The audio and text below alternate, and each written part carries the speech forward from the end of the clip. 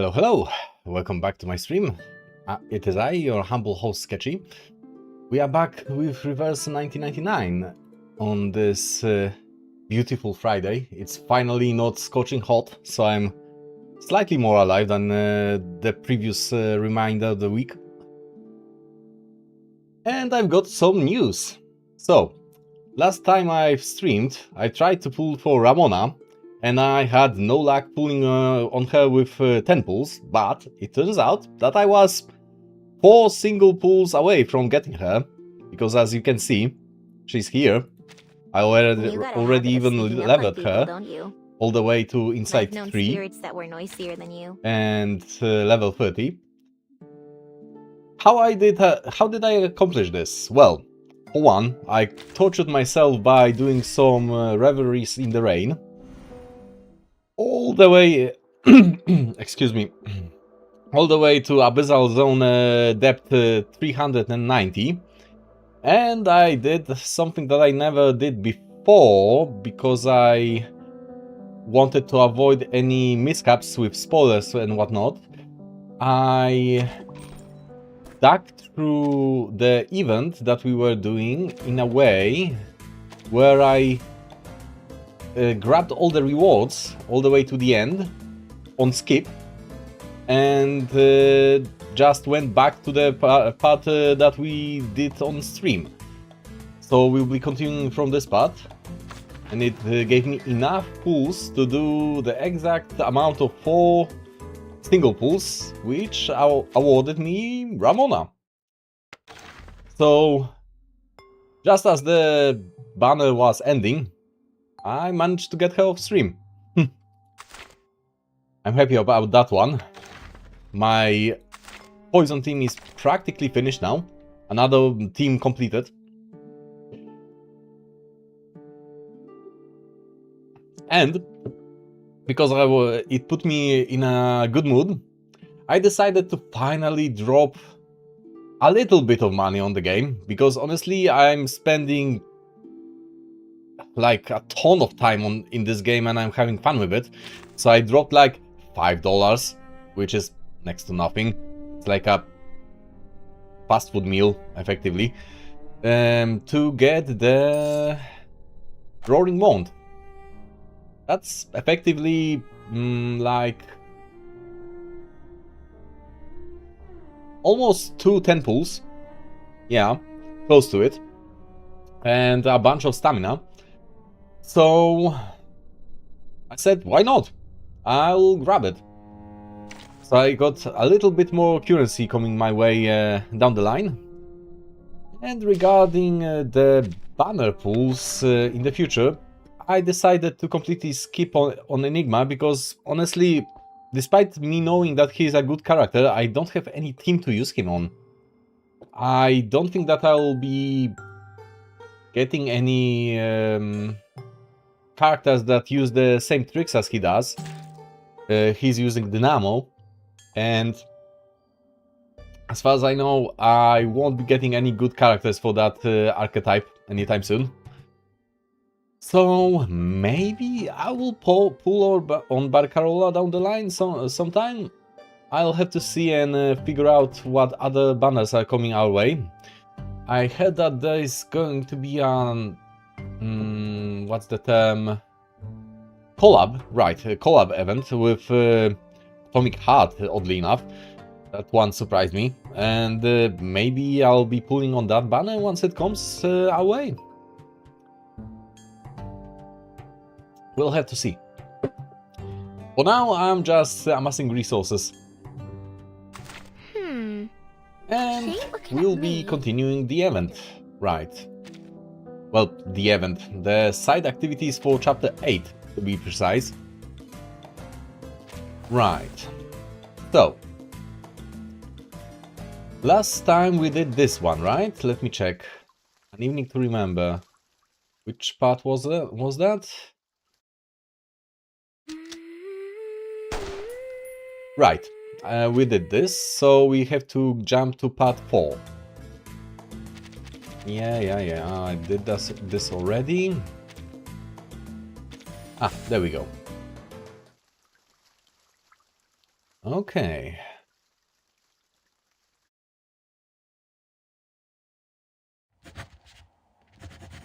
Dear Mr. President, please accept our deepest greetings and well wishes. I hope you can look past the nasty nicknames we gave you. I am still your most loyal servant. Oh, okay. That's an odd addition. Who was writing this?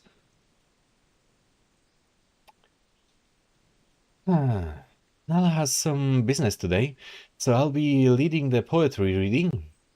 I have poetry readings in there? Okay. A stir runs through the gathered elders. Where's Nala? Yeah, it won't be the same without her. She loves reading poetry. We love listening to her.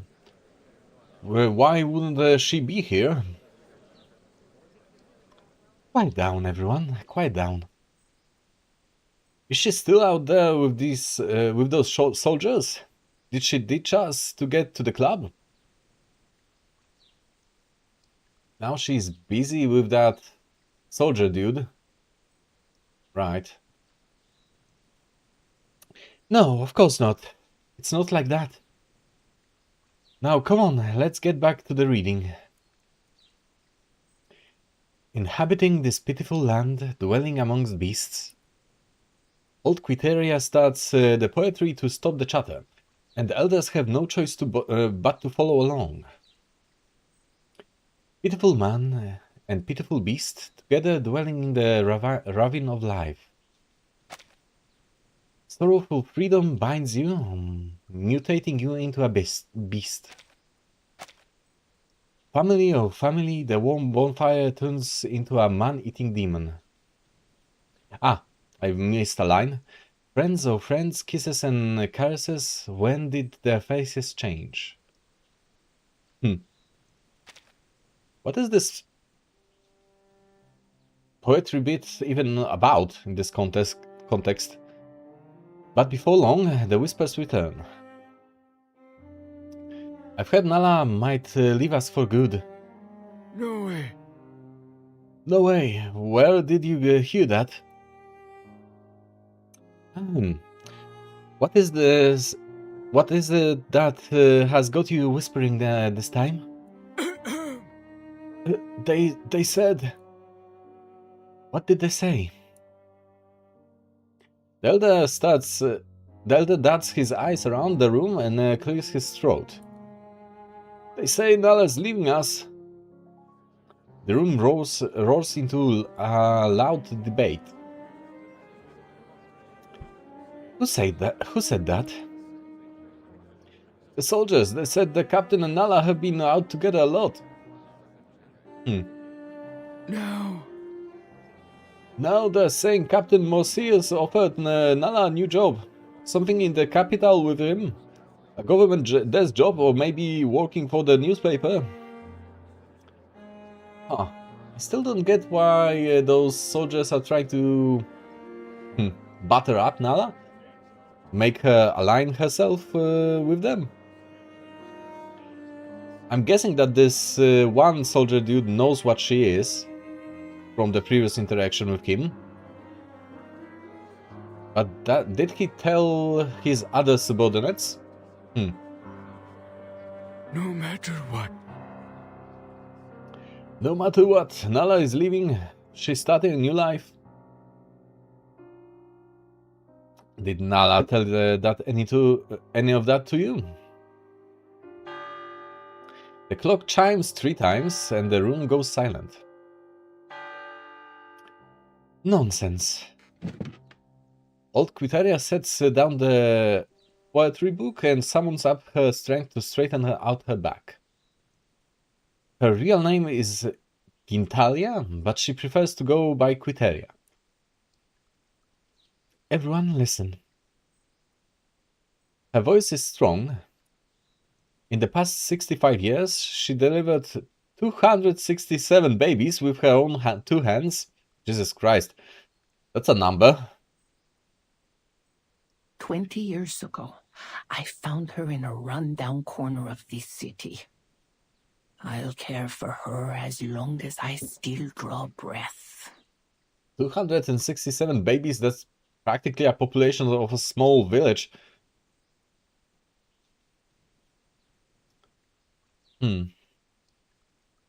I know that all of you feel the same way. It was her hands, her scent and her voice that welcomed each one of those children into the world.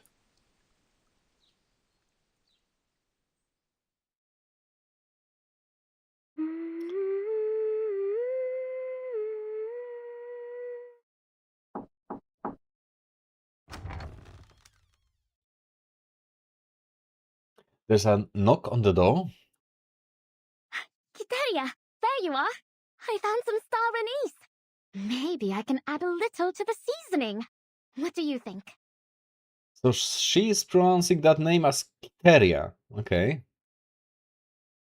Or something close to it. Also, star anise mentioned. For Nikkei fans.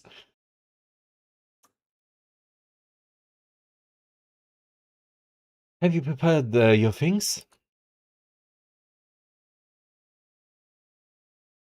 We are still in need of a cover.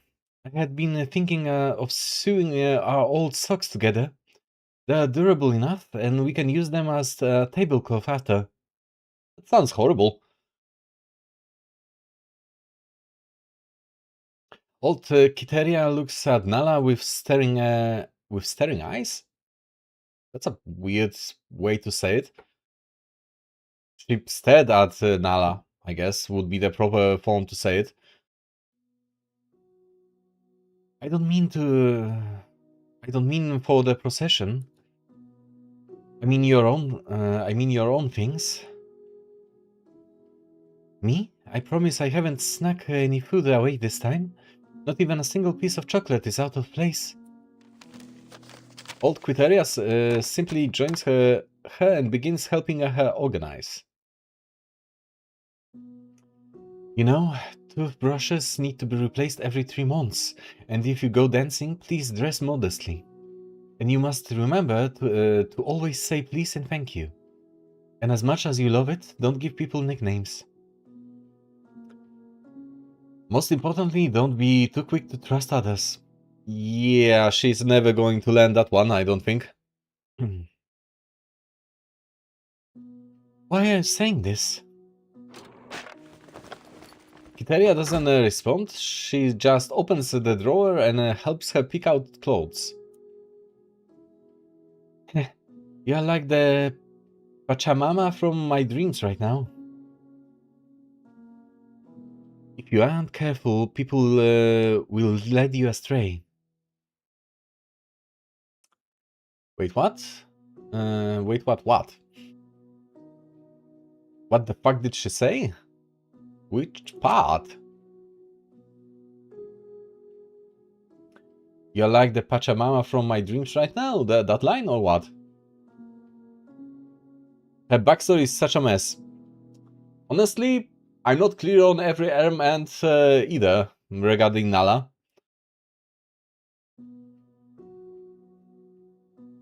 I guess that's where... So she is an Andean succubus? What does that mean? Is that some kind of demographic or what? Pachamama is a deity in Andean mythology. Huh. I'm not familiar with either. So I'll believe you on your word in that. Well, from what I gathered, Nala is original from South America. At least that's the vibe that I'm getting from her backstory so far. Pachamama, Mother Earth, Goddess of Earth, right.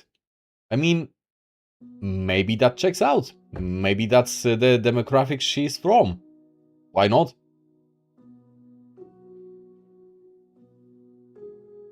But Brazil is not Andean? Well, maybe she's not exactly from Brazil, but from South America in general. The events of the chapter 8 were happening in Brazil, yes, but we know that Nala escaped from her how to say it, from her home, escape effectively. So she may have traveled quite a bit. Also, to be fair, she also ended up in places like New York at one point, so she was all over the place. We are just now getting any indication to where she was from originally.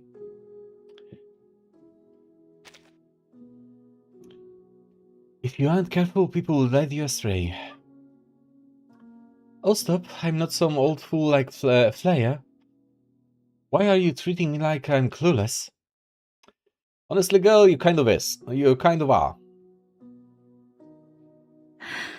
Old Kiteria pinches her nose, takes a deep breath, and looks up into her eyes. Kiteria? Remember that story I told you? About the sun god who ended the great flood, causing the first rainbow to appear in the sky? You never know if something beautiful brings a blessing or a curse. A rainbow to some is salvation, but others see it as an omen of death. Really? I never heard of that before. Of rainbow being a bad omen to anyone, basically. You know, I used to make a living interpreting dreams. They pay and I divine. Oh, another diviner. But each time I looked into the future, I saw things I hoped would never occur. I hoped those omens were just shadows.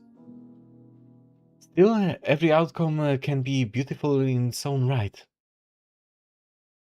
Nala is stunned, unable to digest the information. Which part? Maybe it really is a new world, a world full of potential for young people, for you.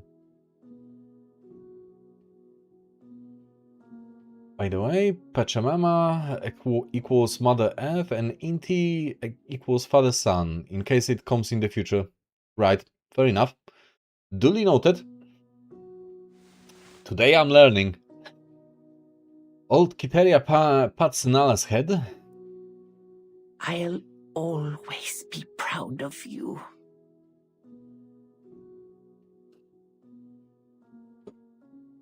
Right.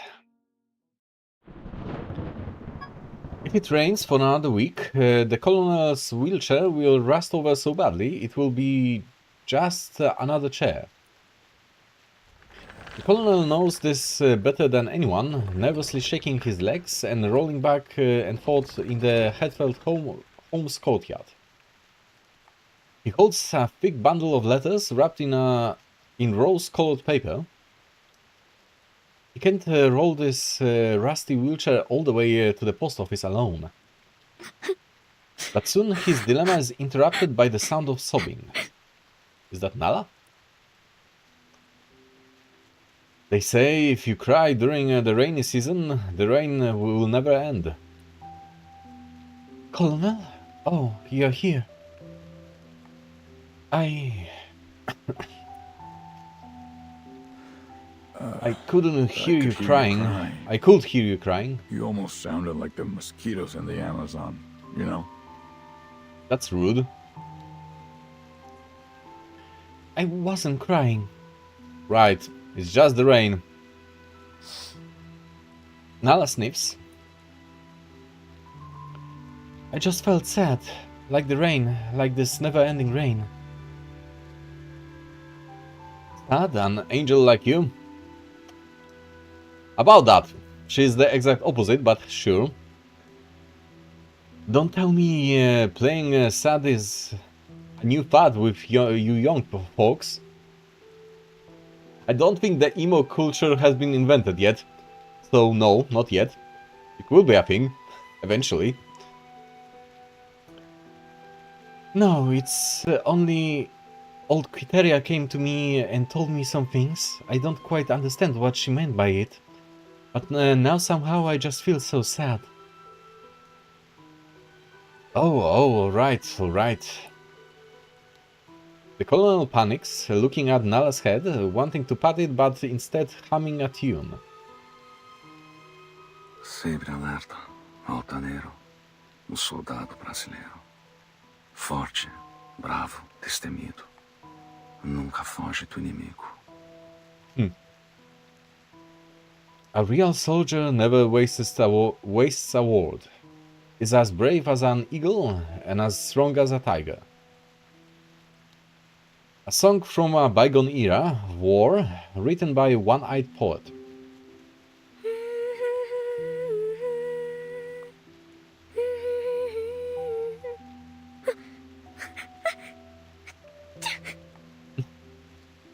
The cutest sneeze in the world.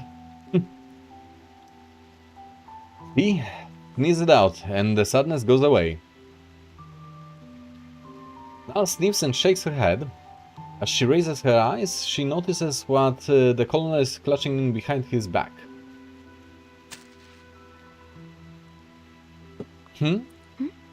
What's this, Colonel? Colonel? This is... never mind, don't look. Thank you for taking the time to read this. This letter is once again to inquire about the pension distribution.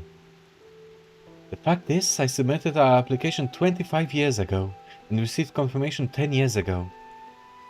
Wow, okay. I do not have high expectations for the amount. My years of waiting and perseverance were for something more valuable than a number. I just can't stand these day-to-day struggles. Even though I now live in a welfare home, and life here is quite comfortable. But recently a group of people acting like bandits have been brutally seizing our land. Is that... did you mention me here? Huh? Huh? Take her away? Take her away? Huh? Huh? Nala looks up at the colonel, then back at the letter. I don't get what he's trying to say. Was I leaving? Ah, right, because all the old folks were convinced that Nala was living with the soldiers, and I'm guessing Nala herself didn't get the memo on that.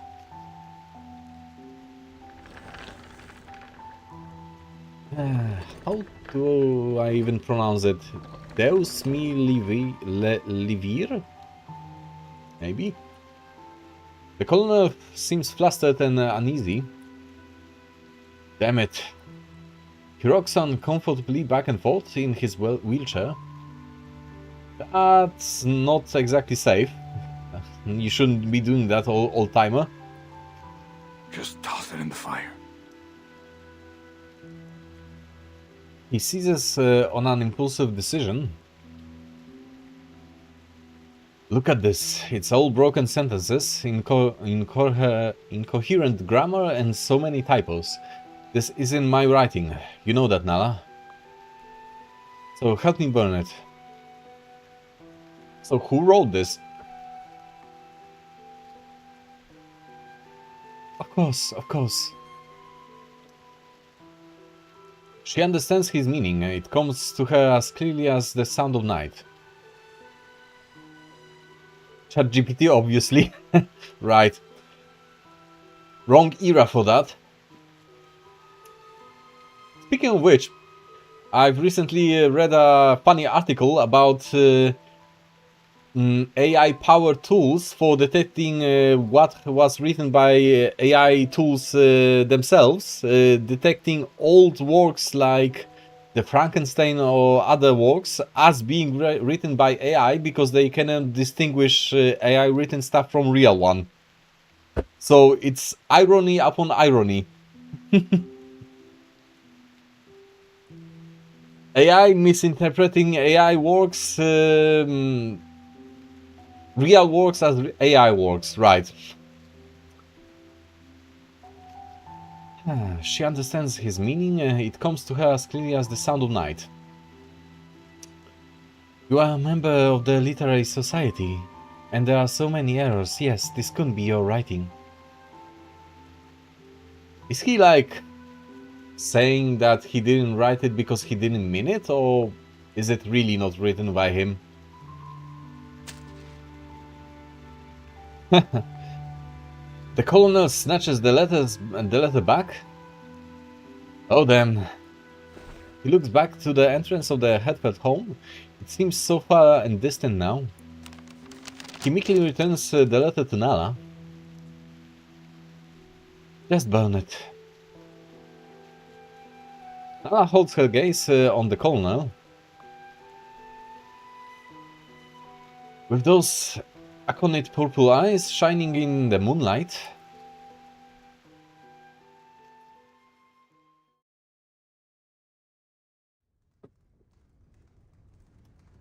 On the entrance at night, between two pillars, a wire holds up the elders' uniform white cotton shirts. The embers vanish beneath the puffs of smoke rising from the roasting corn stalks. They watch the letter burn to ash, its edges curling in the fire. What do you think old Cinder's doing now? Well, as far as I know, he's busy being dead.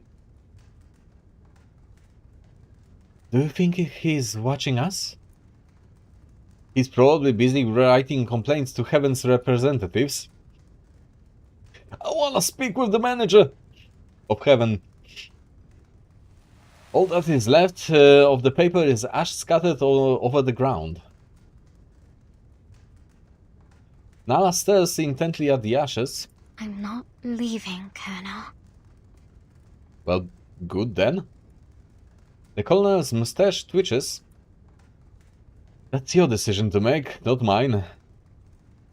He struggles to squeeze out the words.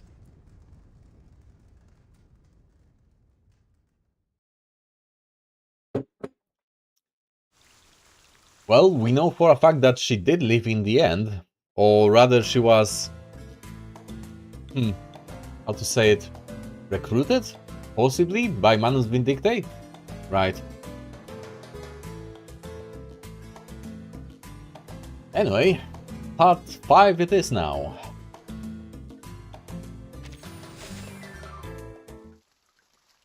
Part 5, Sleep Talking.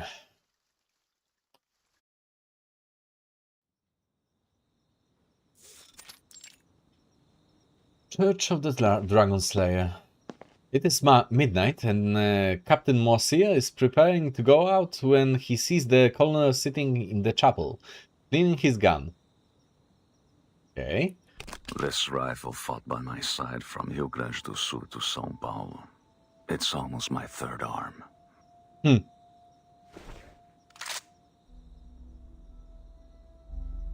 A G43 semi-automatic rifle. Shorty used it once.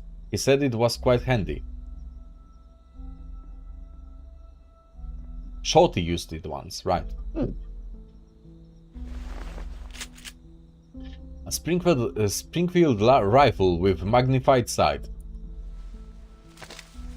Mass 36 carabine, the last one seized from our prisoners of war.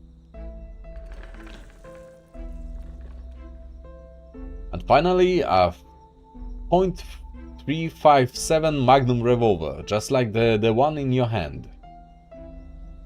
He seems to have anticipated Moisia's arrival. They were well maintained. Yes, but they are all empty. No matter, at least they are good for show. I heard you are leaving after the procession tomorrow. Yes, our wounded have recovered well, thanks to your nurses here. Is he here to intimidate Moisia or what? Knowing that you are living well under their care gives me peace of mind. This is a country growing stronger by the day. I hope one day soon we will be able to ensure the welfare of all of our elders like you.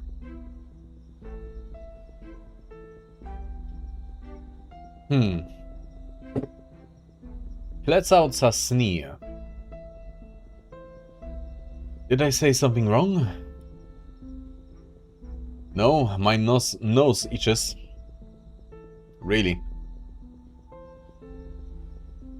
Why does Moasir have a rope coming out of his armpit?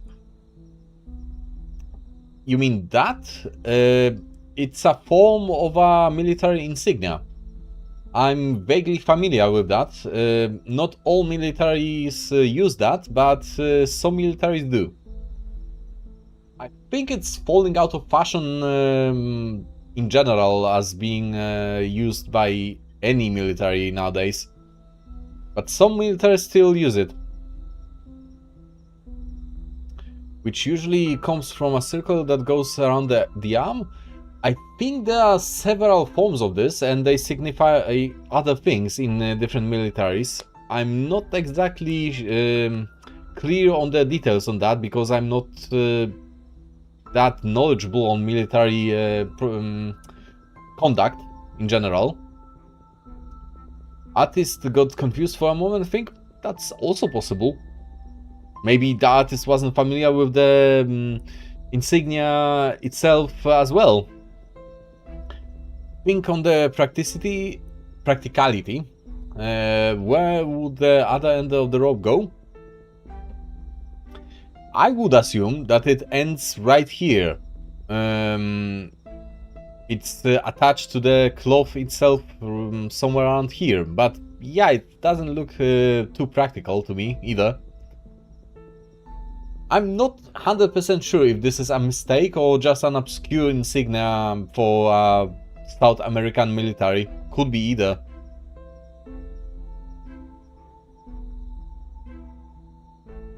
Alright, then should I go check on the horses in the stable? After all this rest, they might need a new shoeing, and we are hitting the road in a couple of days. Moasir takes 2 steps out, then the colonel speaks again. I know that bay horse. And I knew its owner. It wasn't you. Oh? Does he imply that they are impersonating the military that they got the uniforms and the horse from? I mean, that would explain several things. Oh yes, Colonel, you have sharp eyes. I happen to know its former owner, and his fate was not the ideal. Well, I suppose that depends on your definition. The Colonel doesn't respond. It dawns on Moasir that he hasn't looked at him once through the conversation. He just stares at the barrel, unflinching. So maybe they are marauders, bandits impersonating the military? That could also explain the badly attached insignia. Maybe they don't know how to attach it correctly. That's also possible.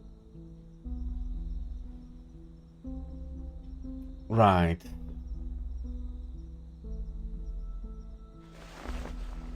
Moasir waits a while, then realizing the colonel has nothing more to say, turns back.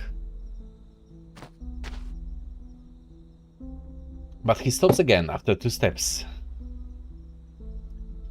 You know, you are very much like my father. Weird, but okay. Then I apologize. He always preferred riding horses, even as the cars took over the roads. A horse is an extension of man's spirit, he said. Well said. He died on the horseback in the end. Sir, Sir, pardon my boldness, but may I ask, do you have children?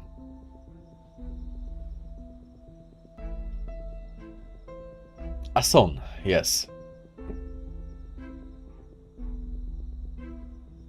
Like Andrew, was it? Or Andrew? I'm not sure who you are referring to.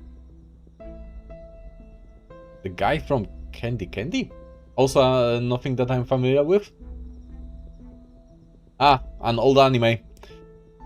I'm an anime noob. I'm not familiar with most old animes, unfortunately.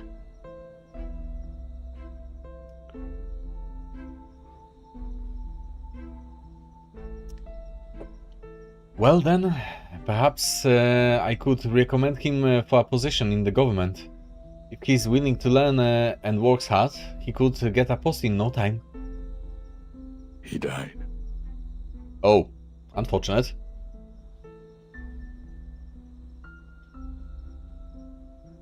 A famous scene where the flipping male love interest dies in the horse accident. Huh, okay. Oh, still not familiar with it. Never encountered that one.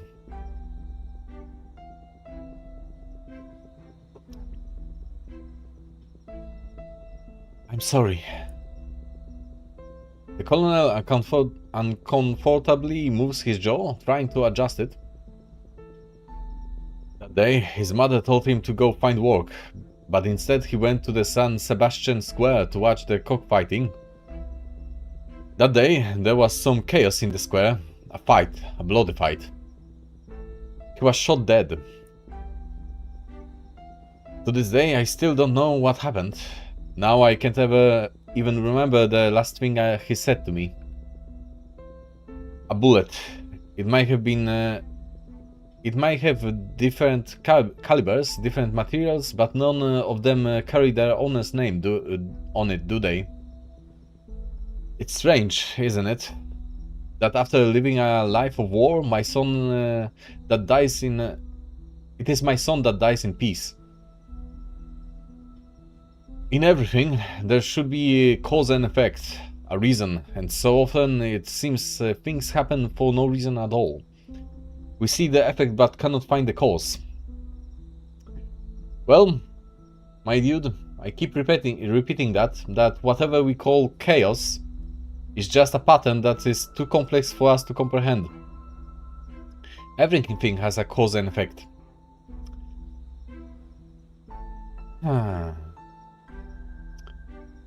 Back then some suspected that the author of the Candy Candy got inspired by Christopher Reeve's accident.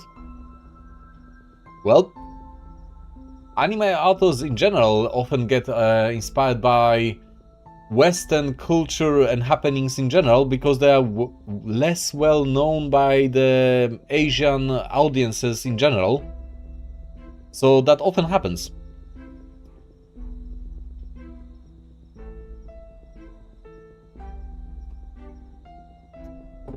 I suppose so, but you are a man of war, Colonel. You must have learned that harsh lesson long ago.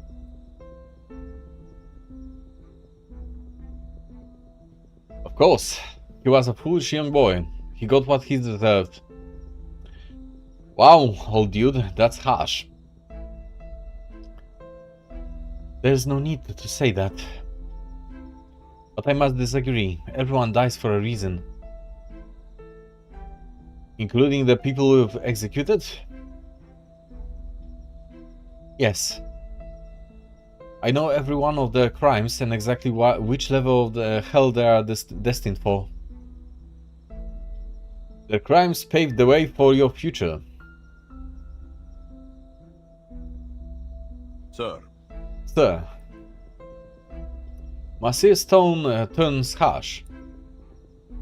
I still don't understand where your hostility comes from. The colonel chuckles softly. Stelina, you've been around long enough. You should know what life is like here. For the old, it's all gossip and gripping. We watch the cocoa grow, whiling away. I think this is a mistake. Whittling away, it should be. Our twilight years with trivialities, right. Italian now? Why? I don't think the colonel is from South America either. I think he just ended up here and finishes his twilight years in this home for veterans.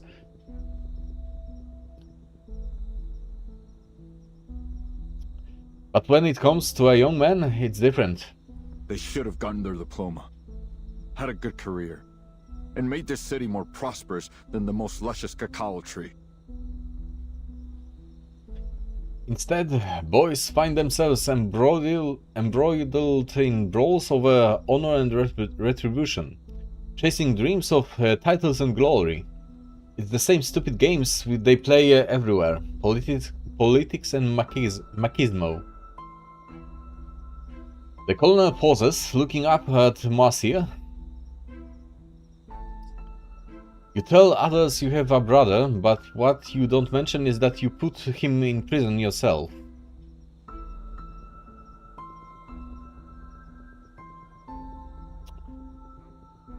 Colonel evades dropping is beneath a man like you.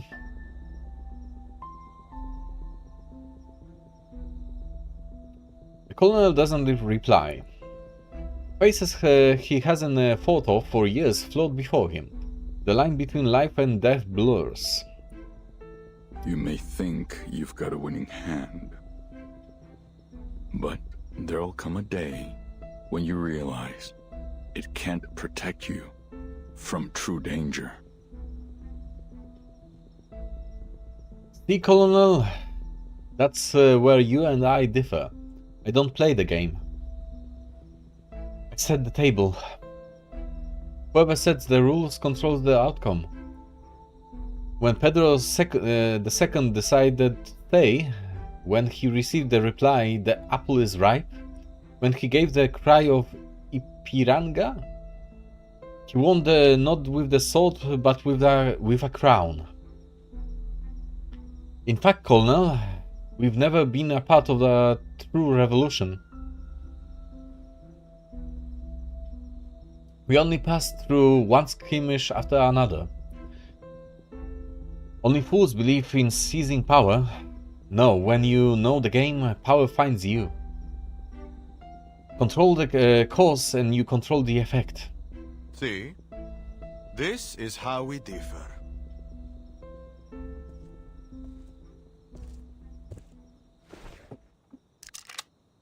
Captain Moisir loads 2 bullets into Colonel's rifle. He pulls the trigger. The weapon is clearly well preserved and finely maintained. But as hammer falls and the bullet stays inert in the chamber... What a shame, your rifle is broken, Colonel. Time, a vast, solemn, stirring graveyard. Having walked this graveyard for half a century, the old man finally lets out a silent sigh. We've conquered the wilderness of this land, yet somehow we've failed to coexist with civilization. Astos turns and steps into the silent darkness. First he raises one hand and waves behind him. Then he lifts both hands above his head. That was a very weird exchange between them. Basically all tension and veiled threats.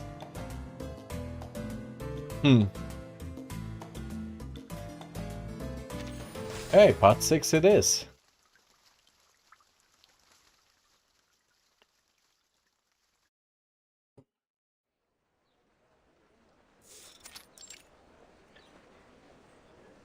The first rays of dawn breaks through the clouds, signaling the day of the procession, and some hope the end of the rainy season. You say old George's clothes don't fit? This is the only set we have. He'll have to wear what he's got.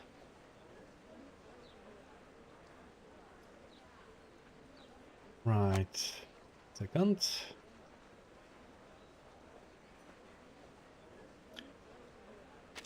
Everyone must have a candle. Place it firmly in the holder And don't let the rain put it out. Don't drink so much. There'll be plenty after the procession. The drunkard's cup is spilled over with intent, and as old Quiteria moves among the elders. Outside the Hatfield home, a chaotic scene is forming at the entrance, with men hoisting the statue, people holding candle stands, elders and estate owners putting on their robes. The coroner's mustache is perfectly still. Today, even a tornado would fail to ruffle a hair on it. When does the procession end? Good heavens, you're thinking of the end before it's even begun. Saints above, I hope they'll forgive you for this irreverence. Fine. If I'm good and devout, will I get an extra piece of cornmeal cake for lunch? Perhaps. If you don't cause trouble, you can have as much as you want. The colonel sinks back into his wheelchair, contented, glancing sideways at the nearby soldiers. Oh. You know, you're the most beautiful girl I've ever laid eyes on. Please, might I take your hand? Oh dear. Oh dear, please don't say that. My hands are covered in fish guts. Even so. Even so, they are still the gentlest I have ever held. The colonel sneers, looking for someone. Marcia stands in the corner, amused by the scene unfolding. What's that bastard hiding in his coat? He squints, and then abruptly starts wheeling back to the chapel. What are you doing, Bastos? Old Quiteria blocks his path. None of your damn business. The procession is exactly my business, Colonel. Now please get back into line. Colonel! Watch out! Huh? Nala rushes out from the home, carrying her microphone, tripping up into a tangled mess of cables. Victoria steadies her. Don't worry too much, dear. I know today is your first time leading the procession. Old Quiteria untangles the wires and hands the microphone back to her. Oh, me? Worry over this trifling thing? I'm hardly nervous at all. That's good. Well, just a tad worried. There are some sentences in the speech you wrote down that I don't know that I understand, and I still have yet to memorize everything perfectly. No problem. I'll hold the script for you. Just watch my lips. I'll say a line, you repeat it. Great. Hey, who brought these geese here? How's the procession supposed to move? The Jesus Christ. Cannot read today. The neighbor driving the geese shoes them. The grey and white geese seem to have their own plans. Whoa. They're acting real strange. They won't listen at all. He shouts at old Quiteria, who waves him off, signaling him to handle it. Golden ornaments, towering statues, red robes, purple headpieces, blue macaws, and the mingling scents of meat and osmanthus fills the air. Everyone around has been utterly absorbed by the pageantry.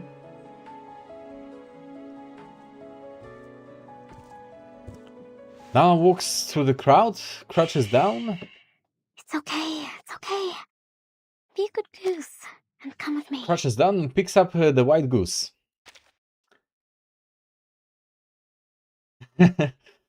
Reverse 1999, where's Cyberpunk? Hi there, dude.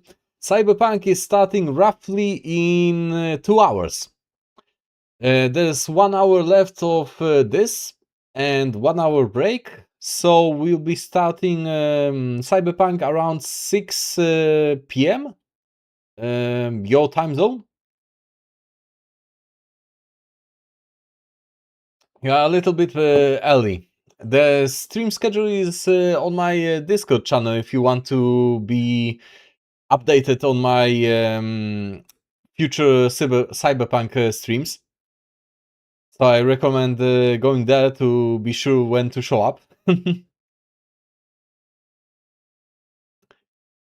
It's okay, it's okay. Be a good goose and come with me. She holds the white goose and the other geese obediently line up behind her. The clock strikes the hour and everyone turns to look at the distant bell tower commemorating Saint George, the Dragon Slayer. The procession begins. I've never seen such a spectacle. The last time there were this many people was 5 years ago at the cockfight. That show how many people want the rains to stop. That shows how many people want the rain to stop. Everyone spraying with all their strength. Let us pray that the saint above see our walk here and bless us. The procession moves from home towards the square, with more and more people joining in, holding candles. Nala leads the line with of white geese at the front, humming softly. At the same crossroad, when the warm days grow cold, leaves are falling down to the ground.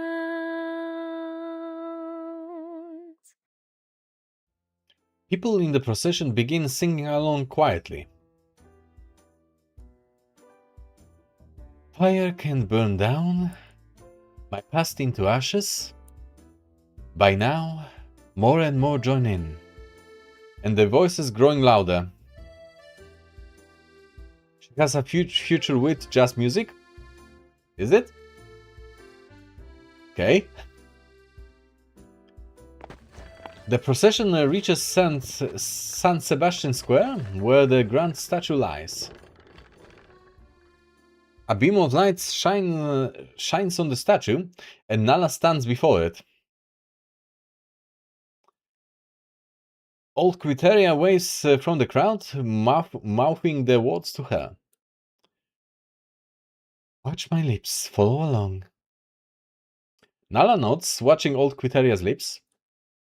A strange thought strikes her. Suddenly she realizes she has never seen snow. Yeah, that is a weird thought to suddenly strike you.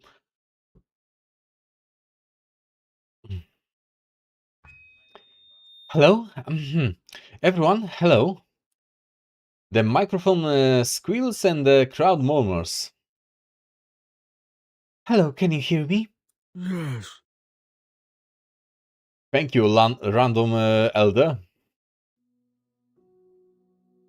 Sorry, I've not spoken in front of this many people before. Didn't you? Weren't you a performer before? It's okay, Nala. You can do it, Nala. Just say anything. Then shall I begin? Go on. Her voice is slow and steady. Nala looks at her, who returns her glance.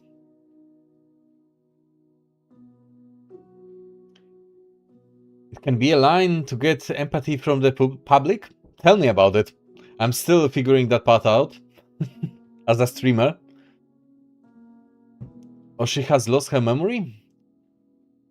I think that rather she's suppressing a lot of her memories about the past. That's at least the vibe that I'm getting.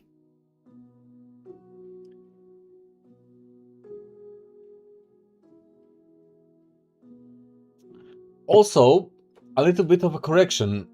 I think she was a performer in training, and her sister was the main performer back when she was with her in her home. She nods, clearing her throat. Quiteria lips moves, and Nala speaks. I think we can all agree that this isn't the best time in our lives. We haven't seen a single cocoa leaf standing tall. No datura flower blowing, and the sunlight never lingers longer than a day. Is the sister dead in this time period? Yes. Her sister's death is what caused her to leave her original place of residence to begin with. We don't have all the details on that happening, but we know that something caused her sister's death, and that caused her to flee from where she was a renowned figure together with her sister. So she ended up in this home for veterans after that, at some point. The timeline isn't exactly clear, but we know that this is happening after her sister's death.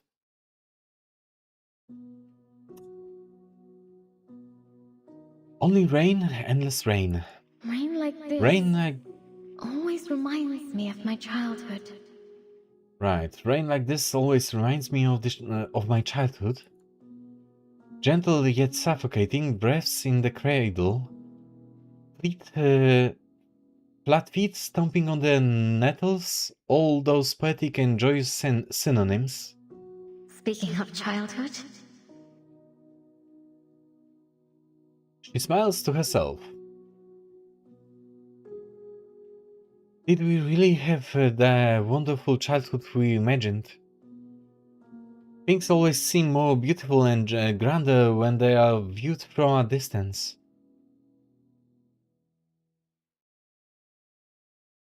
It seems this yearning comes with the very realization that we may never return to those happier times.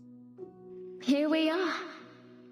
In this place we've always called home. It's where we grew up. And it's where we'll grow old. But isn't it strange? Why should we feel longing for the land we've grown on? Why should it feel foreign to us? Why would we all feel this way? The warm sunlight makes her head spin. When she comes back to her senses, the crowd is silent, looking at her with strange expressions. Some bow their heads quietly. Nala's palms are sweaty, and she wipes them secretly on her sides. I'm sorry. I'm so sorry. The microphone screeches again.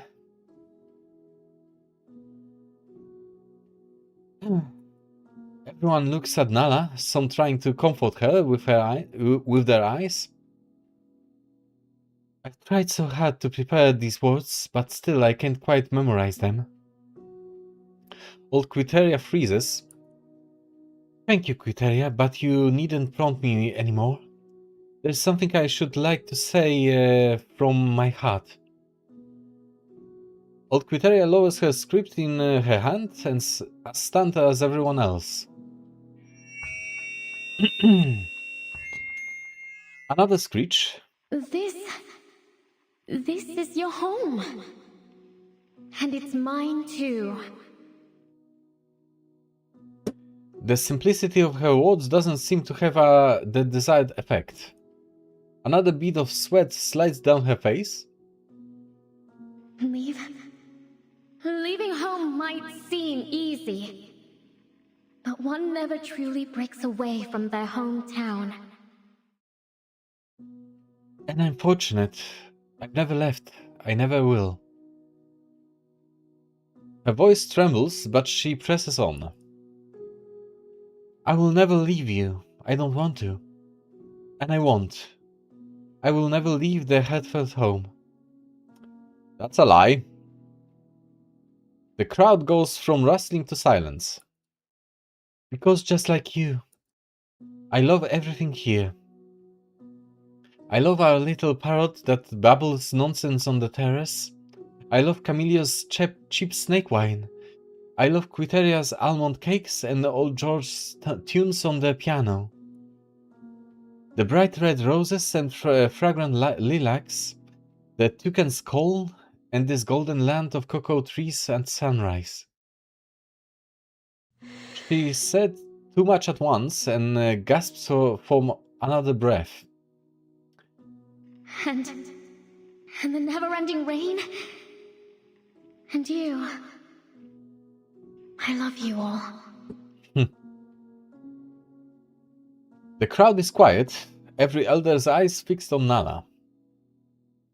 I love everyone here.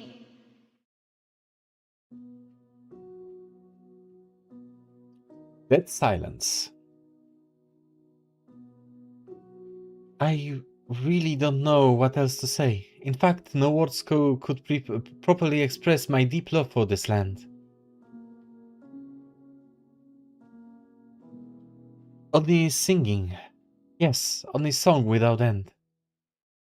She pauses. So let's sing. Let's all sing. Sing together and keep on singing.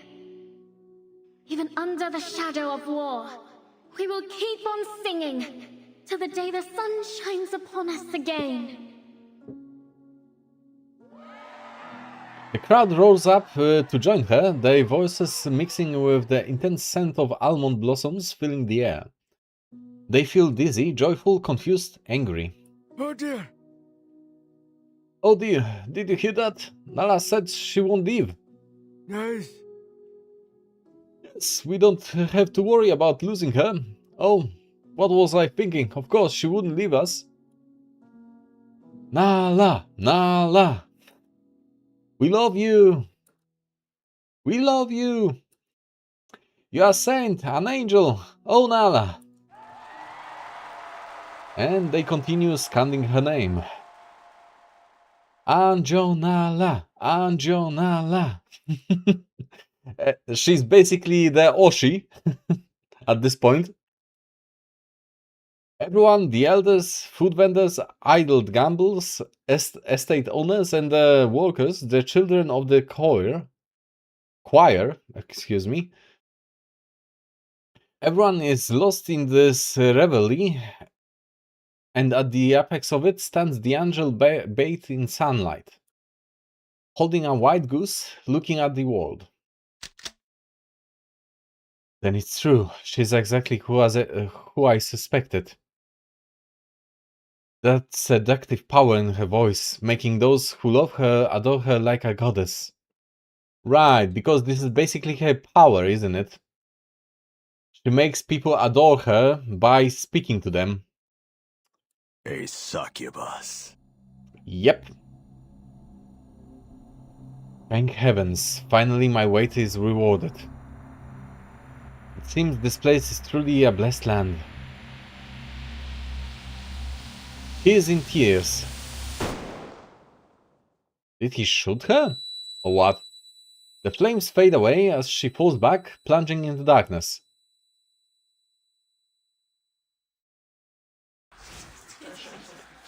Light parties, graceful figures, chewing gum, gunfire, bullet casings, rats in sewers, chanting the scent of breakfast, ash in the ashtray. Coughing, newspapers, the universe, a toucan in a dream, day after day of rumbling thunder and drizzle. An unexpected question. Sister. Right, because this is basically what happened to her sister. She got shot like this during her performance.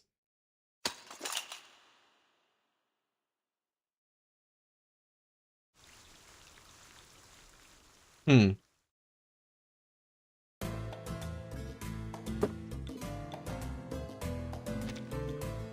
This dream is so long. Am I really still not yet awake? I can't see a thing. It is as if I'm in a cramped, murky maze. I'm so hungry. How long have I slept? My body feels so heavy. Why can't I leave? I'm so dizzy, so exhausted. Right, I already did this one, but I guess I can do it again. Do I remember how to do this?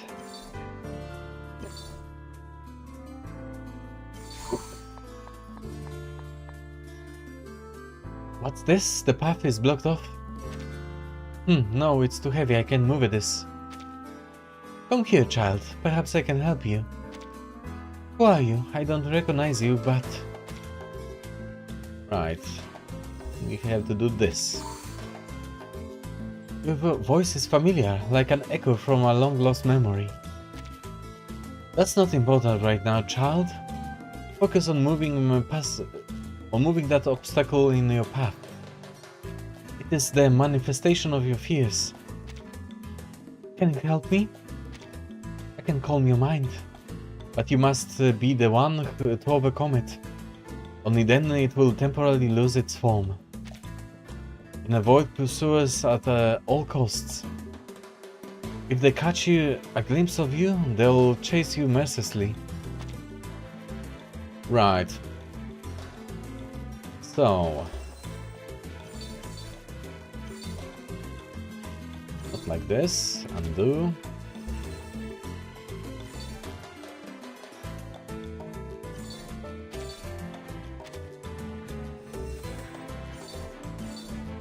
Right. I think this is the right direction.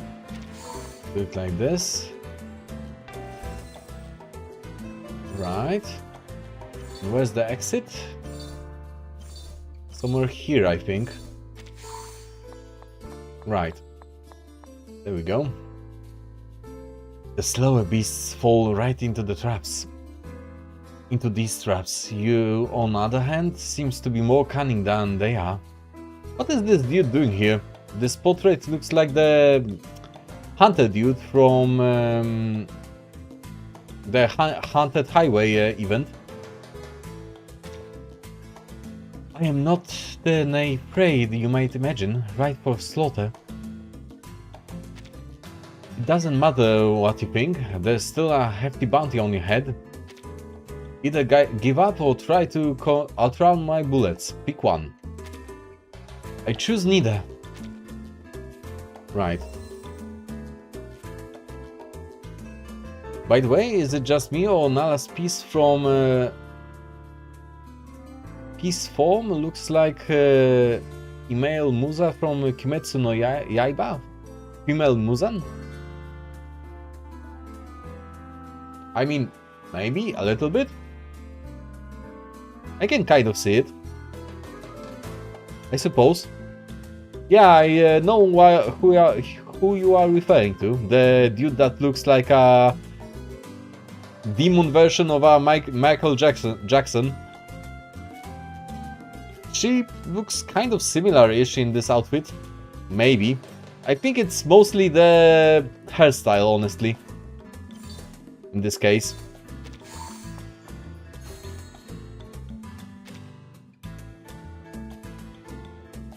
Right, so we did the part 6, now part 7.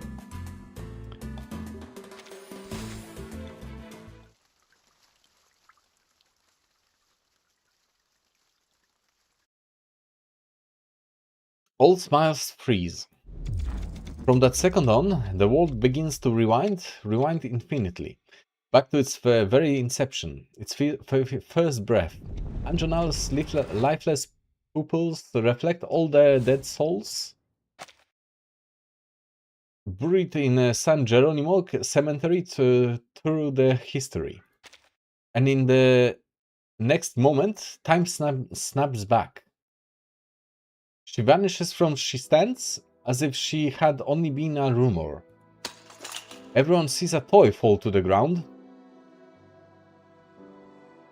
He lies there, absurdly, comically, grotesquely. A shadow suddenly darts by snatching the toy from its front, snatching the toy from in front of their eyes before disappearing into the crowd. Right, so when she quote-unquote dies, she disappears into that seal item, it seems. And the dude snatched it. And I'm guessing disappeared from South America completely, because somehow between now and then she ends up in New York? Right.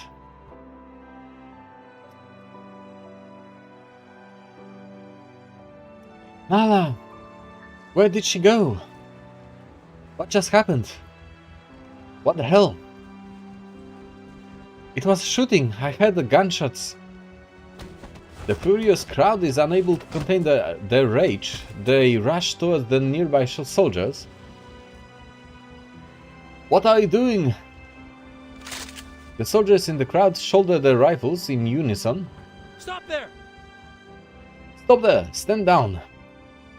Anyone moves, I'll blow their brains out. No one dares. Even the flames on the candles seems to hold still. You are all guilty of harboring a fugitive. But as you allowed us to rest and heal in your quaint little town, the captain has decided to show you mercy. Right, they were after Nala from the very start. The soldiers, holding their guns, fall back towards the singular point, the escape route taking them towards the palm grove beyond the square. Oi, kid! The colonel's voice is hoarse as he rolls out from the crowd in his wheelchair. Put down that gun or shoot me. There's a menace in the words that shocks the soldiers, who back away cautiously, whispering amongst themselves. what's wrong? What's wrong? Does he have a gun? No way. No way. He couldn't have a gun. Then why is he... The soldiers keep their eyes fixed on the colonel. Hand over your gun, or everyone here dies. I'm not carrying a damn gun. Then raise your hands and go back. Did you just tell a man in a wheelchair to raise his hands and go back? Are you dense? How the hell is he going to wheel himself back with hands raised? Jesus Christ. Why? Why? Because I do have a gun. Reminds me of that one man, of that one meme with a guy pointing a gun and forcing someone to do something, and he's saying just, I don't care. You have a gun. I don't care. Just shoot. So what? Exactly. Same reaction. The young soldier has no answer for the veteran. He begins to sweat, fumbling over the trigger. He takes aim. Old man, I didn't want it to come to this. Go on. Pull Go the on, trigger. pull the trigger. Or else I'll... The colonel suddenly reaches into his coat, as if to pull something out. Right. Bang! The bullet fires, but the soldier's gun is yanked upwards, pointing straight into the sky. Old Quiteria, using the strength that she has delivered 267 babies, strikes quickly from behind, wrenching the soldier's gun upward. Huh. Okay, a sneak attack from the old lady. The shot startles the birds in the nearby grove, and a flock of toucans bursts out, cutting over the sunset sky. It is a signal. At once, villagers, elders, and soldiers fall into a chaotic violence. You headless bastards! I'll gut every last one of you. I will... Censored. Right. Probably fuck you up, I'm guessing. Vulgar and unrepentable curses fill the air as balls spill and the sounds of the gunfire, smashing pottery, and screams erupt together. The elders swing canes, pots, pans, and even their own wheelchairs. Sorry, this is a serious scene, but honestly, I cannot take this seriously.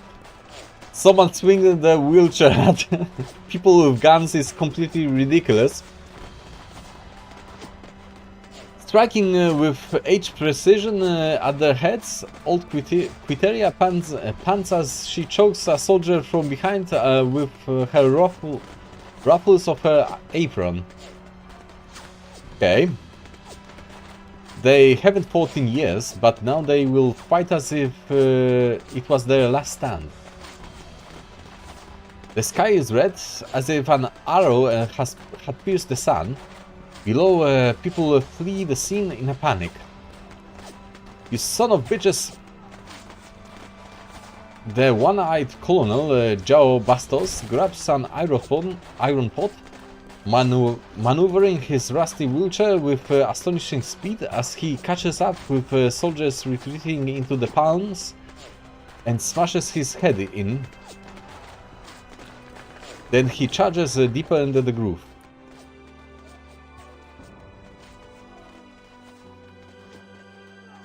I never intended things to escalate like this. Well, that's unfortunate, my dude. Everyone has a plan until they get punched in the face, as they say. Shoot.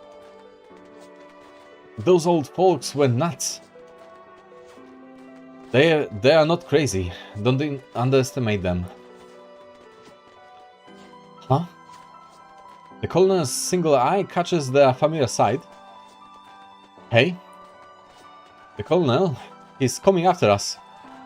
Marcia stands still, giving no reaction to the soldier. Then? You mean, you men go ahead. Go on, I'll handle this. Vamos. He waves the wind-up toy in his hand and walks towards the crowd. She wasn't just a caregiver, Colonel. He seems pleased with the Colonel's expression. She's a demon. What about it? Meanwhile, just beyond the groove, the square is filled with screams. Whoa. Old Quiteria swings her cane at a soldier, one she had only just patched up, hammering down on his bandaged leg. Ouch. Matahari's sister, Nalahari. No mercy. You hear me? I'll break you just the same I healed you. Old George grabs a soldier by the hair, dragging him to the fountain. Under the gaze of the Dragon Slayer, he holds his head underwater until he stops struggling.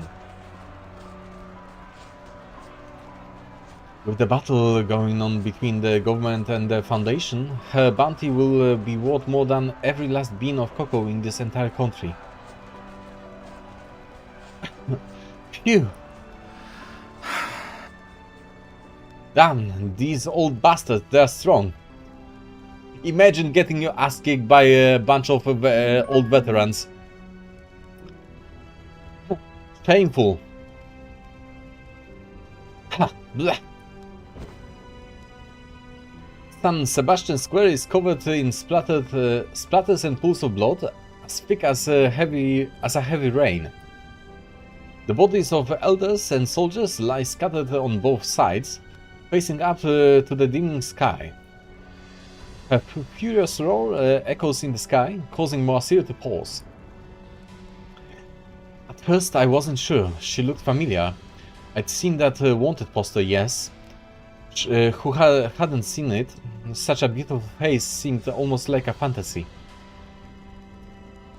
But I made sure that she was the girl on the wanted poster. Marcia glances back at it all, as if the blood-red square has nothing to do with him. Do you know how I felt when I found her? Astonished, utterly astonished. It has been 25 years, and she looks as if she hasn't aged a day. Yet she was as foolish and as evil as ever. There was a difference though. Something broke inside her. She'd do anything to feel valued. She'd let anyone use her. But once I learned her true identity, she became wary of me. Her vigilance kept me at a distance. This mess wasn't my intention, you see, but it was beyond my control. The colonel looks at the man, wishing now he had brought his cigarette with him. So you aren't a government soldier. You're just a hitman. Right.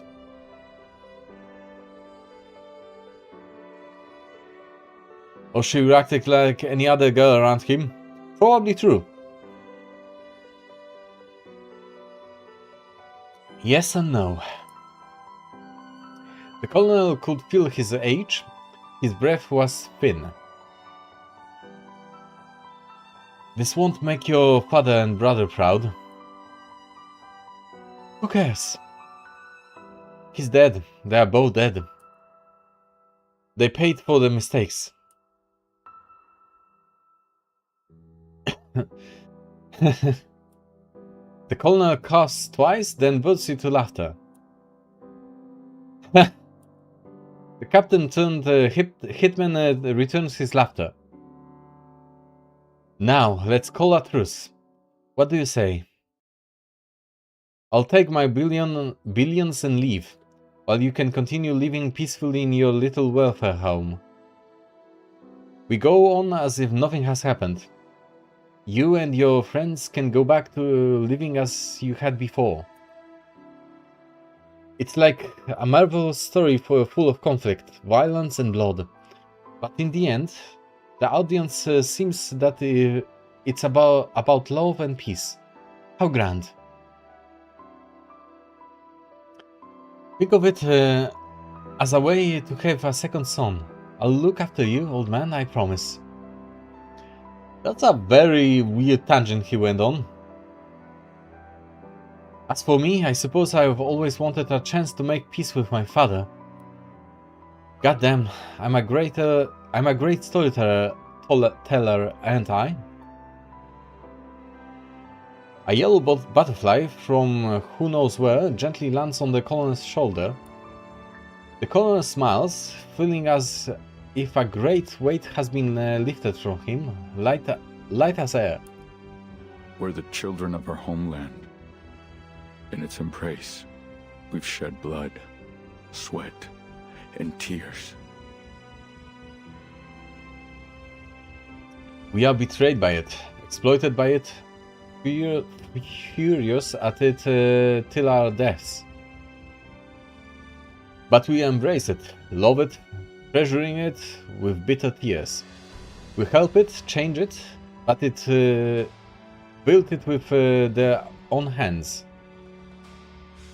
Only we can endure the tears and loneliness of this land. Guided by the stars, they paddle the canoes, drinking the sap of the rubber tree. In every quiet night, they are once with it. I didn't understand why you didn't get it before, now I do. You'll never be one of us. Masir trembles. Perhaps you are right. It is a good story. But it doesn't end well for you, you worthless dog. The colonel pulls out a revolver from his coat, one he'd long so been reluctant to use, but now he loads it. But the captain's young reflexes move faster. firing a shotgun blast into the colonel's abdomen. Well, 07 to the colonel. The crack of gunfire sends the birds and butterflies in town carrying into the air, but as the moment comes, so does the rain. Ugh. A worthless dog. Huh. Was that really the best an esteemed member of the literary society could manage? I couldn't be bothered. What? The colonel's voice is so faint that he instinctively moves closer to listen. At my age, why waste time choosing words? The colonel suddenly lunges, biting his ear and tearing it off in a moment of savage aggression. What the hell? That came out of nowhere. Huh. You... Your whole family, right? Basically, half of the sentence is censored. He raises his shotgun, racking around before firing into the colonel once more. Then grabs the toy and flees. The colonel could hold on no longer, collapsing into the blood-soaked mud.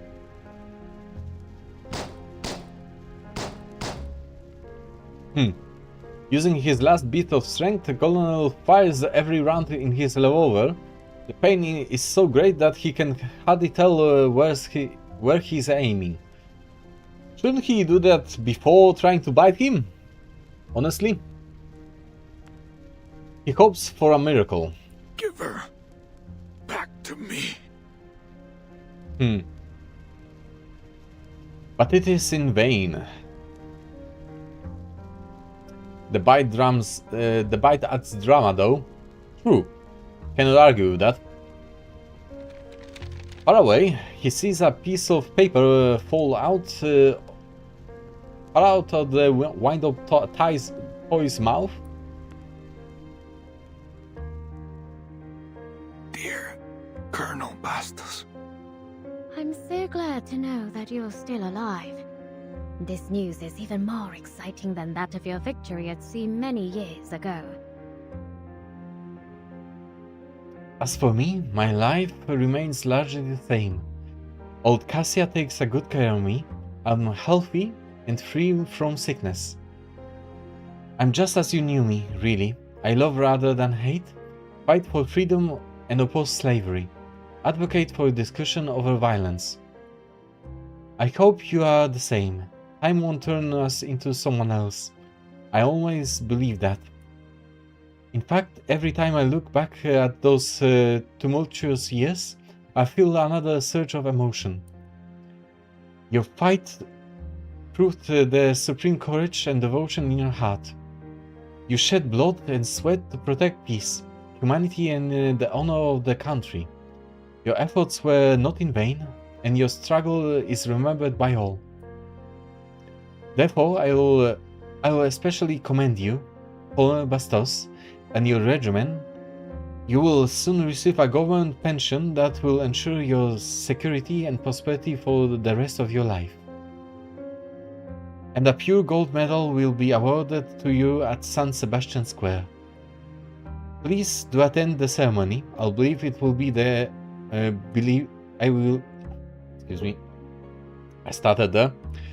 believe it will be a grand event. I admit I've grown to like the nickname. It is fitting after all. Yours, Shorty. Okay, so it's a letter from one of his subordinates, I think. The colonel lies in the mud, reading the letter, pain searing through his body, in equal reaction to the cold numbness. Silly girl. Shorty has been dead and buried for a long time. And I can't imagine he ever would have come around to that nickname. So it was Nala's writing impersonating someone? Or what? That's another weird piece that I'm not entirely sure I understand the meaning of.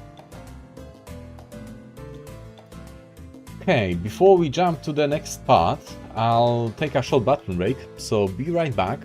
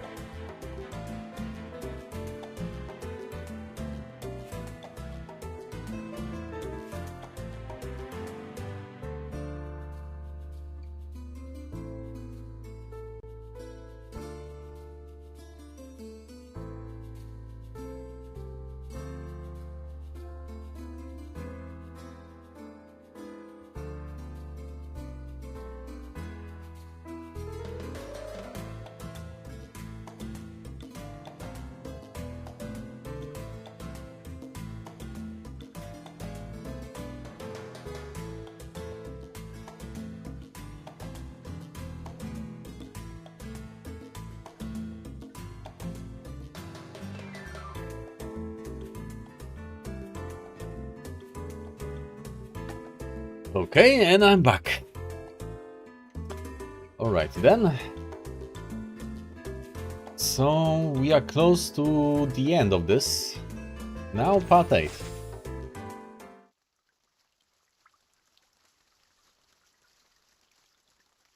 Hmm. 10 years later. Wow, that's a time jump. Fire cannot turn the past to ashes, even now. Even now.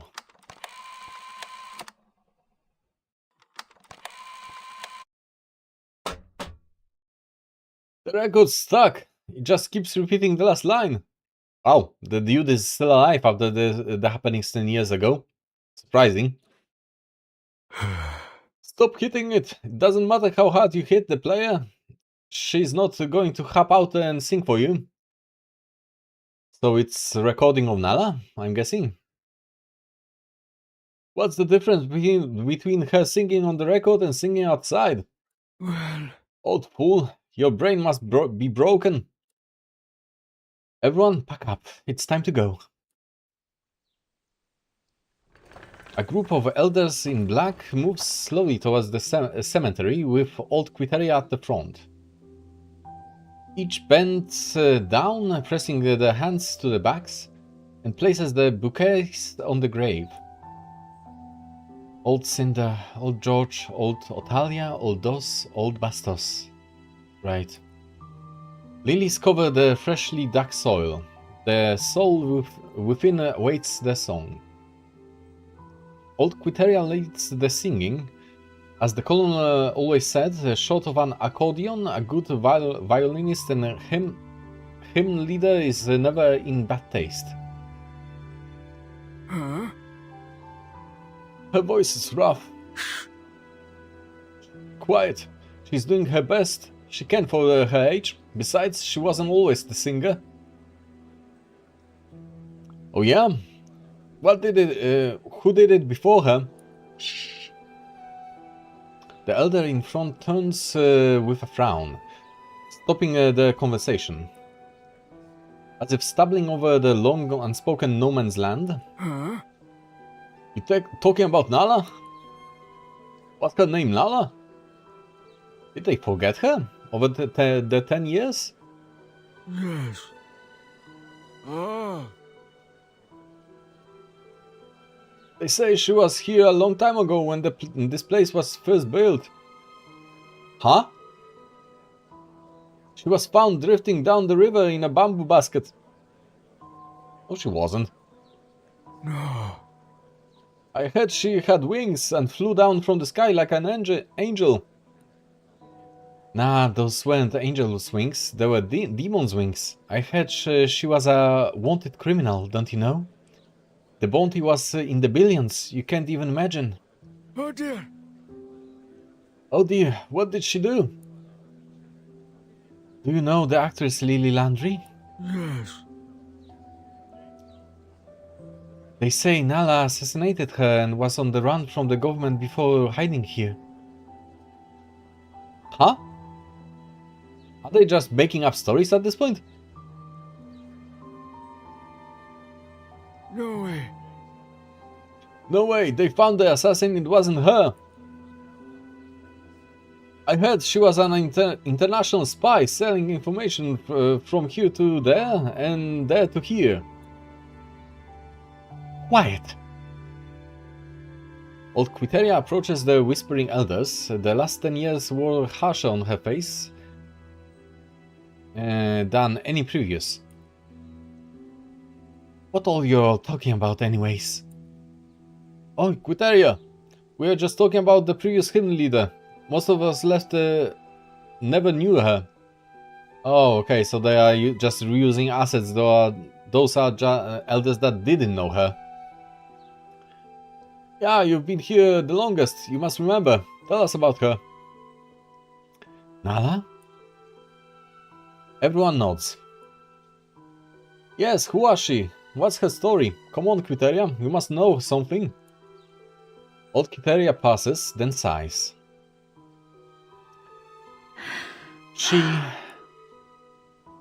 Trying to remember isn't easy. She wades through memories that have grown thick as tropical foliage.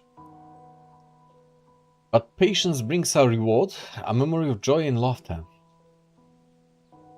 She always knows what we need. No one tries further. Huh. Old Quiteria looks up in the sky. It is as if seeing an angel descending from above. The answers float back to her with a rose-colored glow.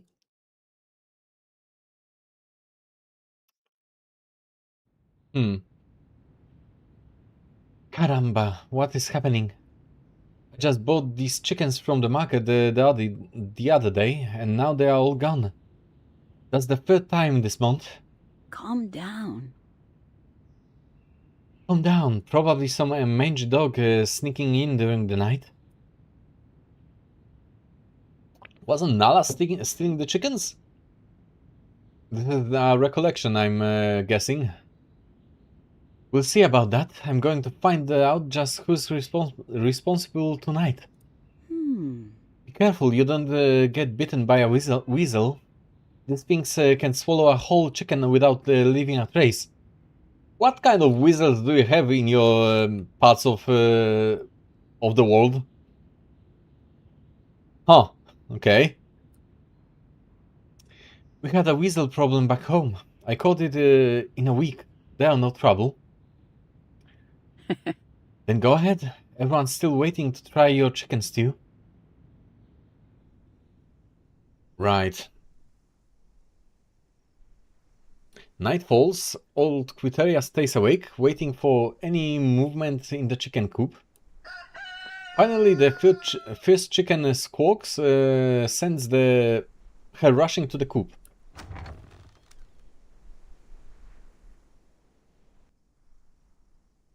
Old Quiteria holds a lantern, searching the ink-black night for the source of the commotion. In the dim light, she sees a disheveled girl with a chicken foot sticking out from her mouth. "So, you are the little weasel stealing our chickens?" Blood drips from the girl's mouth. Quiteria couldn't tell if it's the chickens or her own. The girl yanks the chicken claw out from her mouth, wincing in pain. "Hey, don't do that." In a flash, the girl extends her claws, pinning old Quiteria against the wall. Huh.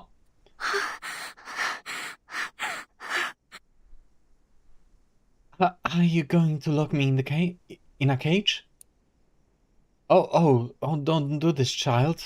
Please, don't be afraid. I'll do nothing of the sort. I just wanted to know what was happening to the chickens. The girl stares suspiciously into Quiteria's eyes. I'm guessing that this is how they got to know Nala in the first place.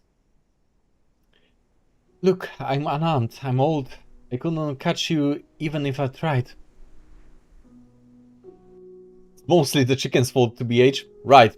How dare he be so delicious. Totally his fault.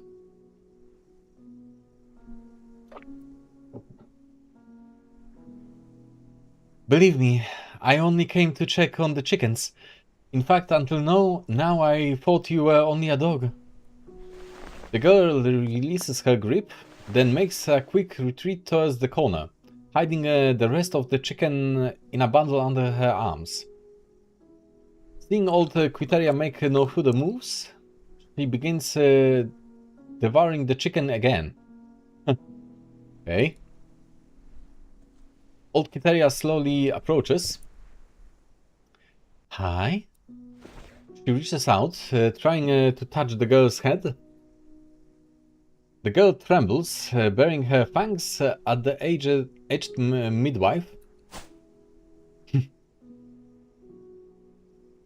Old Quiteria stops, her hand hovering in the air. Then, as if making a decision, she continues until her hand falls on the girl's head. The girl jumps up and bites her. Basically acting like a cat. Blood oozes from the wound. Ow, that hurts.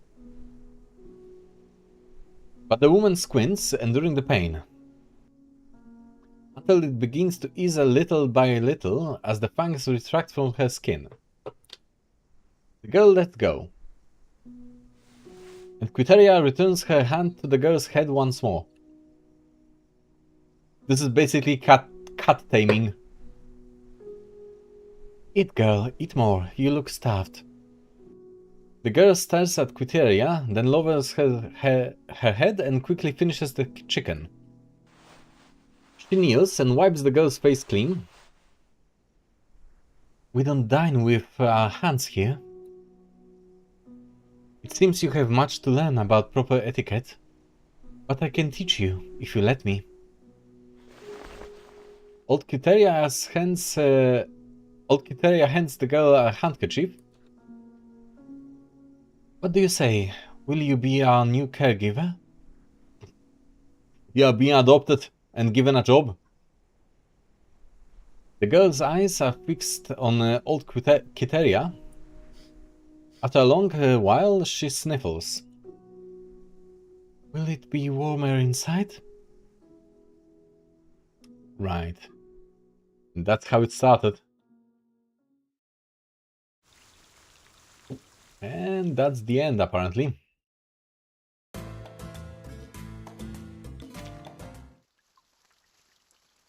wait 1 second.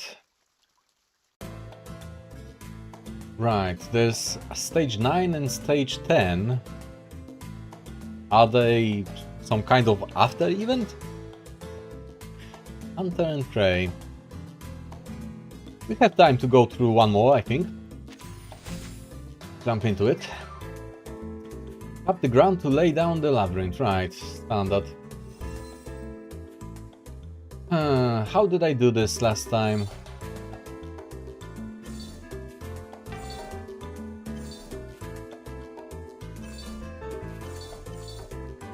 I should end here, right? This evades detection. Then we are going like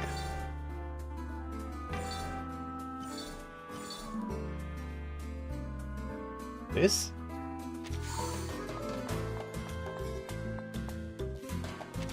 Please stop, or you are... What? Or I might end up hurting you, I think it should read. You are not as weak as you pretend to be. So this is who you really are, a dangerous demon and a dangerous and powerful demon. I have no desire to harm you, but if you continue to push me, I will not hesitate to break your neck. Let's put an end to these meaningless threats. It is simply our duty to hunt and catch our prey. Right.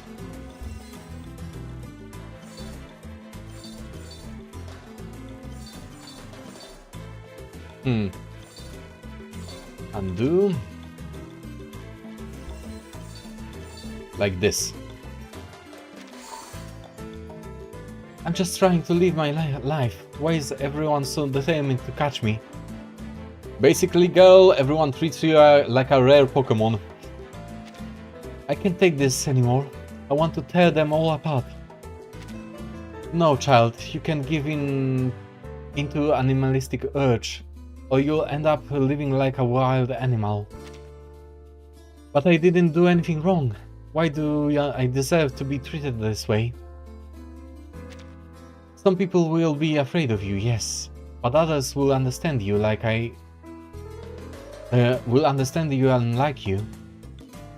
They'll want to hear your singing and stay by your side. So calm yourself, child, and try to change. Try to become a new person. Right, so now we are going here, like this, this. There we go. Hold it right there, lady. This is a routine inspection.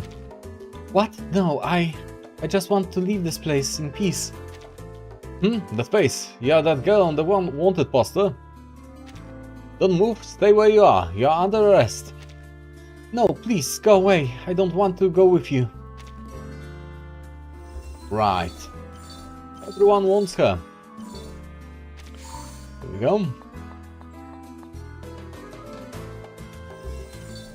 And we are done. Success.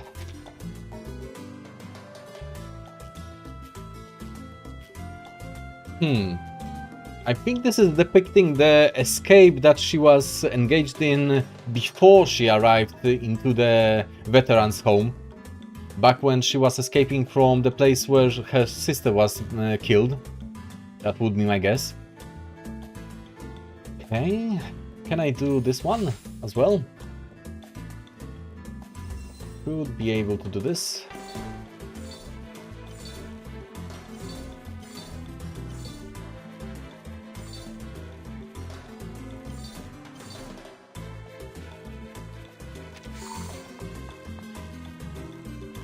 Are you here to look me up too?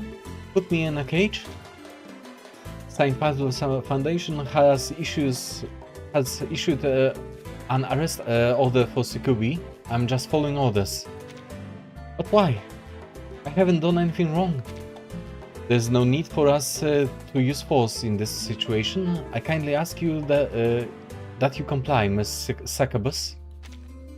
I'm most sorry that things have come to this. Please come with me now. Right, I should have avoided this one. So we should go like this, this, and this.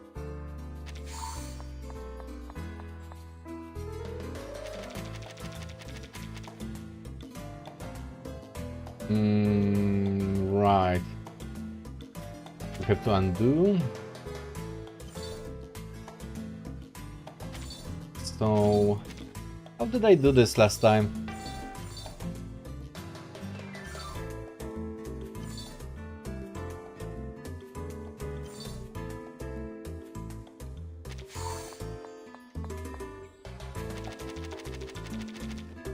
Yeah, this will work, I think.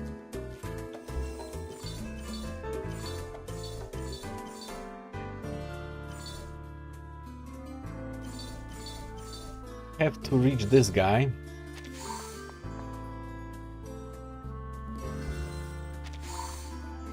Stay calm, child. We both know that you can do this. I feel much better because of you. Thank you. Go on, keep going and escape from this place. Right?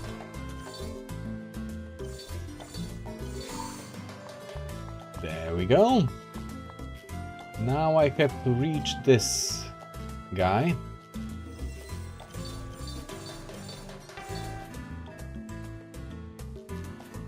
This should do it. No, stay back. I told you you'd get her hurt.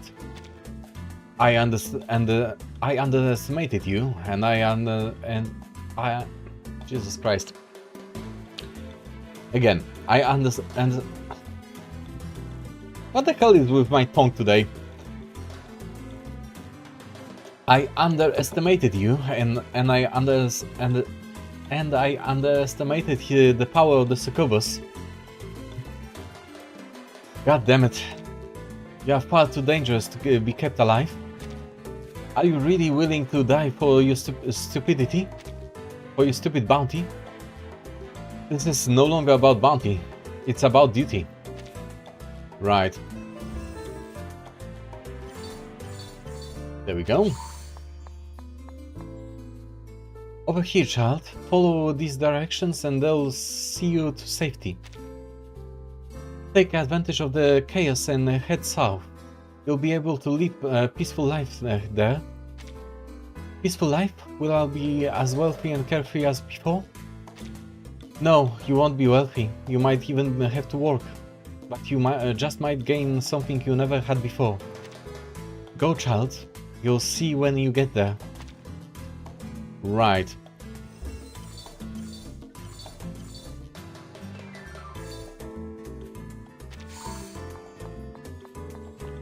Okay, there we go.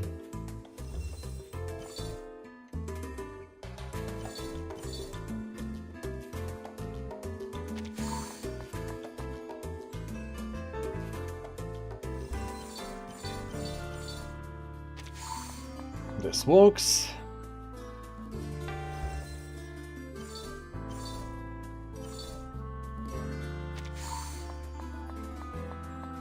There we go.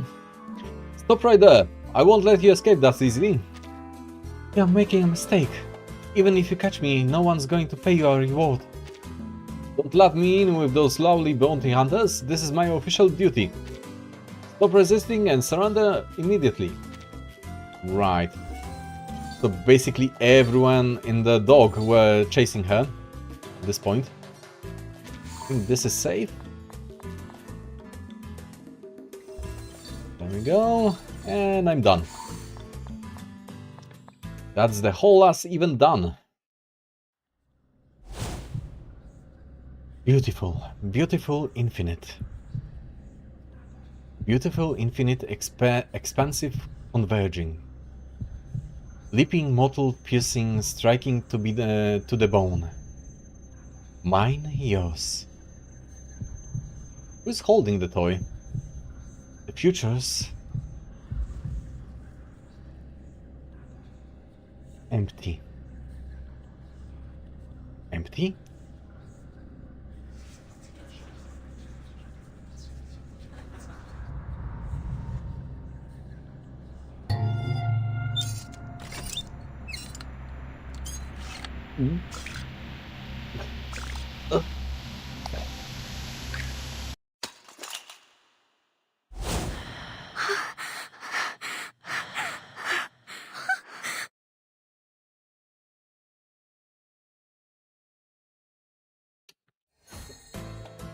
Huh.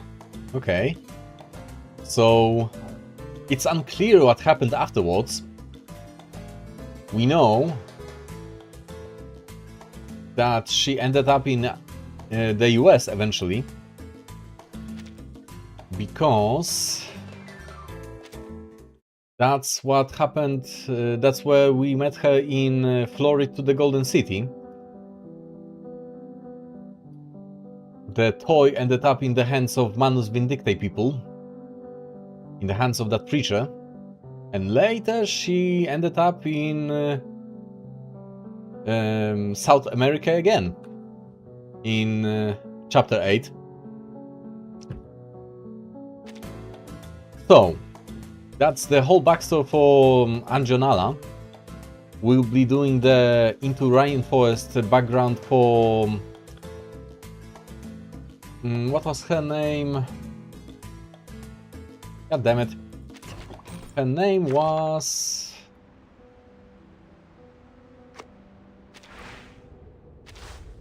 Lopera, right. The story for Lopera we'll be doing next week on Monday. I think. At least I'm fairly sure that's what we'll be doing. For now, this will be it for Reverse 1999. I'll be taking an hour break, so we'll be back roughly around 8 PM of the time zone GMT +1. So 1 hour from now. And I'll be playing, continuing the Cyberpunk 2077 playthrough. So there's that. If you missed anything from the stream, I recommend going to my YouTube channel, which is linked in the description on Twitch. You can also use the chat command of exclamation YouTube to get the link directly. And the upcoming schedule for next week will be posted on my Discord server. The schedule will shift a little bit with the start. We'll be starting at 4 PM GMT +1 or something close to it, because I'll have to take care of some things before that. So I'll be probably shifting the schedule like that. But for now, that's it. Thank you for watching and see you around.